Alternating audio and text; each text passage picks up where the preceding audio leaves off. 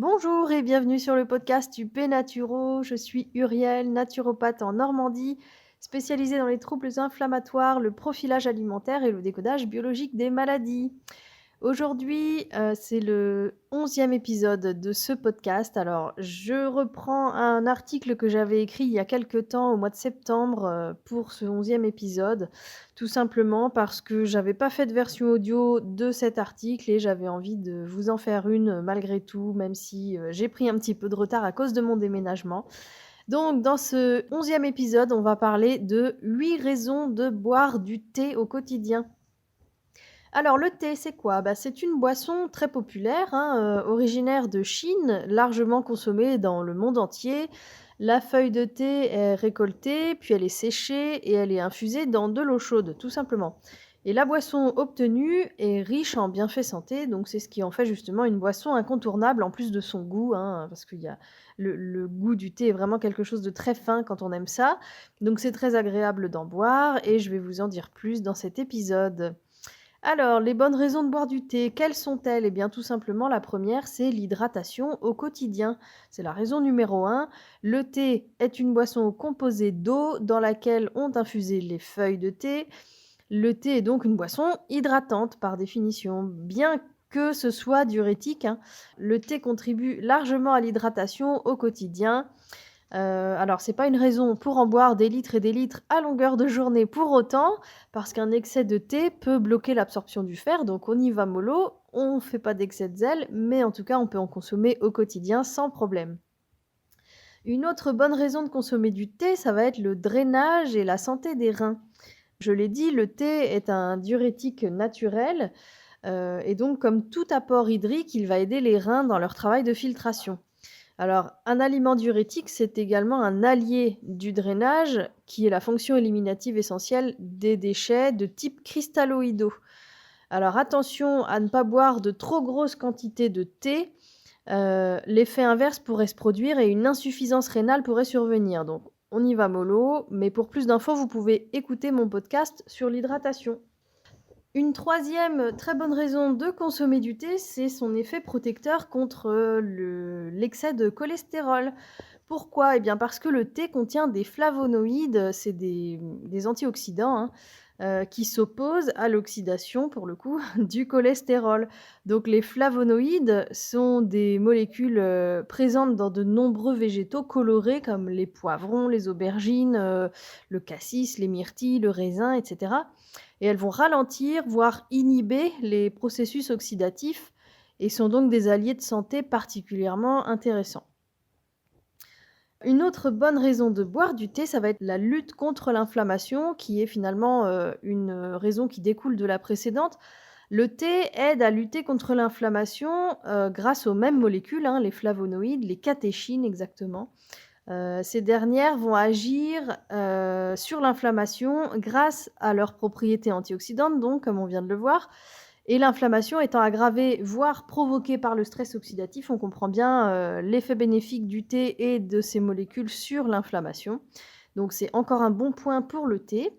Une cinquième bonne raison de consommer du thé à la préférence du café, ça va être que la caféine contenue dans le thé, au même titre que dans le café d'ailleurs, hein, va être absorbée de manière beaucoup plus lente. Donc le thé est plus riche en tanins que le café et ces tanins ont la particularité de freiner l'absorption de la caféine et donc d'en permettre une diffusion beaucoup plus progressive. Donc cet apport stimulant, via la caféine est plus doux quand on boit du thé que quand on boit du café et donc moins stressant pour l'organisme. Sixième bonne raison de boire du thé, la lutte contre le diabète. En fait, la consommation de thé peut être intéressante en cas de diabète grâce à nos chères catéchines qui ont, également une action inhibitrice sur les enzymes responsables de l'absorption du glucose dans l'intestin.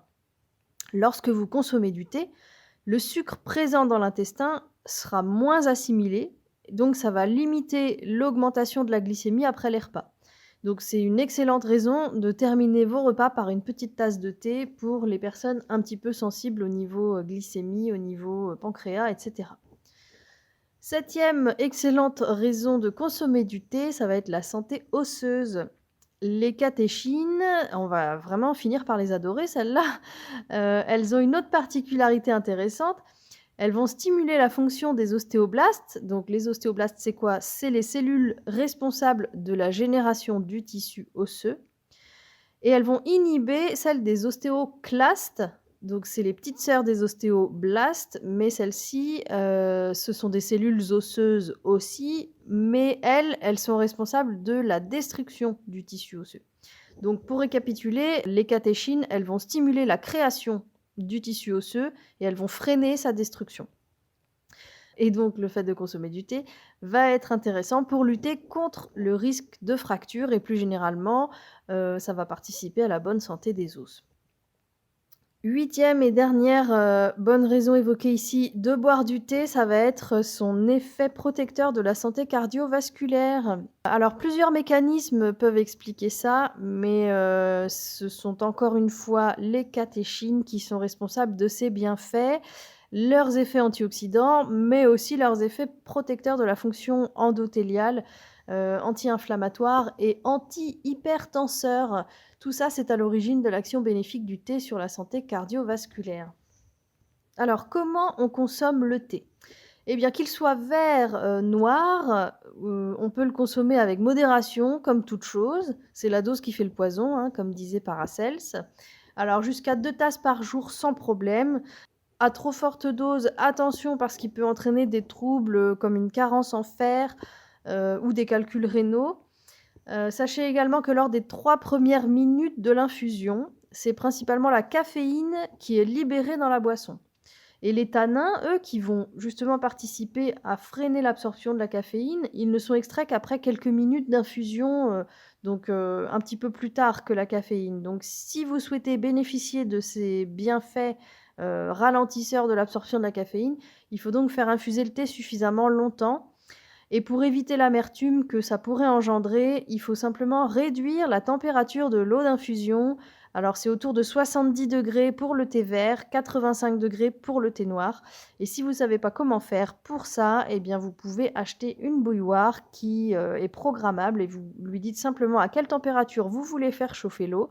Comme ça, vous êtes sûr de ne pas chauffer trop fort et de ne pas boire un thé qui serait trop amer. Voilà pour cet épisode de podcast sur le thé. Dites-moi tout, est-ce que vous en consommez? Quel est votre thé préféré? Est-ce que vous préférez le thé nature, le thé aromatisé? J'ai pas parlé des parfums ici, mais bien sûr, il existe des thés aromatisés à tout ce qui est imaginable. Est-ce que vous connaissiez ces nombreux bienfaits sur la santé? Enfin bref, dites-moi tout, comme d'habitude, dans les commentaires. Je serai ravie de vous lire et de vous répondre. D'ici le prochain épisode, portez-vous bien et à bientôt.